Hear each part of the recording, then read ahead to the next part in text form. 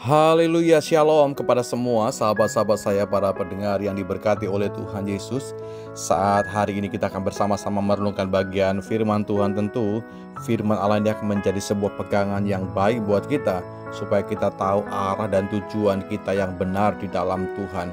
Di dalam surat Filipi pasal yang ketiga, kalau Anda perhatikan ayat yang ke-13 dan juga ke-14, bagaimana firman Tuhan katakan seperti ini. Saudara-saudara, aku sendiri tidak menganggap bahwa aku telah menangkapnya.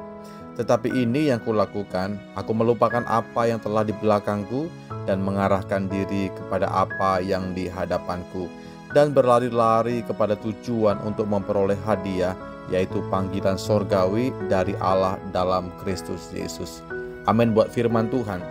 Dari bagian firman Allah dalam Filipi pasal yang ketiga ini, saya melihat bahwa sesungguhnya hidup kita itu merupakan sebuah perjalanan. Jadi tentu berbicara mengenai perjalanan, ada sebuah jalur yang kita tempuh, ada sebuah tujuan yang kita tempuh, saudaraku. Dan hidup itu seperti itu. Kita punya arah yang kita sementara jalani, dan juga punya tujuan yang kita sementara akan tempuh dan akan kita jangkau pastinya. Jalan yang kita tempuh akan membawa kita kepada akhir dari sebuah perjalanan itu. Sampai atau tidak tujuan itu kembali kepada jalan atau jalur yang kita tempuh pastinya. Nah, perjalanan akan membawa kita sampai kepada sebuah tujuan, dan jalan itu akan membawa kita, menghantarkan kita ke tempat yang menjadi tujuan hidup kita. Sebuah pertanyaan datang buat kita semuanya, apa tujuan kita sebagai anak Tuhan? Apa yang menjadi goal kita sebagai anak Tuhan? Tentu berbicara mengenai tujuan, kita semua akan melihat dalam Amsal pasal 16 ayat yang ke-25. Banyak jalan yang disangka lurus, tetapi ujungnya membawa kepada maut. Dalam terjemahan lain dikatakan bahwa ada jalan yang kelihatannya lurus, tapi akhir jalan itu menuju maut. Sahabat-sahabat saya, kita perlu minta hikmat Tuhan, kerinduan Tuhan supaya kita mengarahkan diri kita kepada tujuan yang benar. Kerinduan Tuhan supaya kita sebagai anak-anaknya sampai kepada goal kehidupan kita yang sesungguhnya.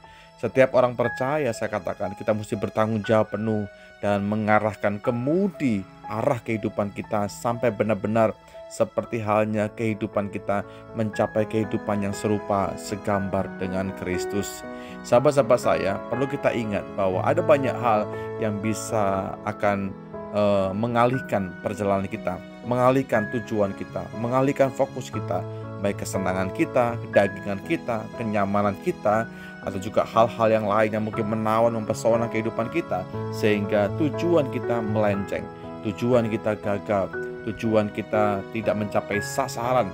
Dalam Efesus pasal yang kedua ayat 10 dikatakan, karena itu kita ini adalah buatan Allah, diciptakan dalam Kristus Yesus untuk melakukan pekerjaan yang baik yang dipersiapkan Allah sebelumnya. Ya Tuhan mau supaya kita hidup di dalam jalan itu. Jelas sekali firman Tuhan katakan, jadi Tuhan mau supaya kita hidup dalam tujuan.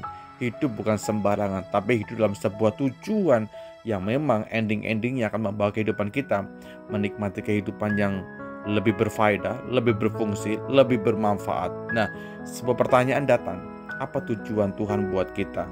Apa yang menjadi kehendak Allah buat kita? Mari kita bisa melihat dalam 1 Korintus pasal yang ke-10 ayat yang ke-31.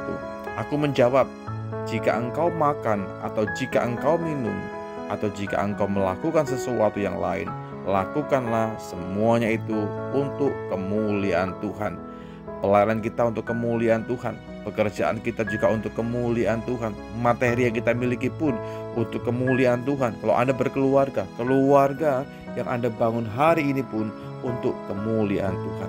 Puji Tuhan, kita akan coba lanjutkan dalam beberapa waktu ke depan bagaimana tujuan Allah dalam hidup kita, hal-hal apa saja yang kita bisa lakukan sebagai gereja Tuhan. Ikuti terus renungan harian ini, saya percaya ada berkat yang besar yang kita mau terima bersama-sama. Terima kasih Bapakku dalam sorga, buat hari ini kami bersyukur firman-Mu kebenaran buat kami. Kami semakin mengerti bahwa kami harus mencapai tujuan sasaran kami yang sesungguhnya, kehidupan serupa segambar dengan Kristus. kehidupannya menggunakan waktu dengan baik, menggunakan kesempatan dengan baik, menggunakan kekuatan dengan baik. Kami tidak mau mengisinya dengan hal-hal yang tidak berfaedah. Kami tidak mau mengisinya dengan hal-hal yang hanya bersifat sementara, bahkan semu saja. Tapi kerinduan hati Tuhan buat kami, biarlah hidup kami semakin hari semakin berarti. Mewarnai kehidupan kami menjadi kehidupan yang membawa dampak, membawa berkat sesuai dengan firman-Mu. Tuhan, tolong kami setiap waktu, mampukan kami untuk melakukan segala kehendak Tuhan. Di dalam berkat nama Yesus Tuhan, kami berdoa dan bersyukur. Amin.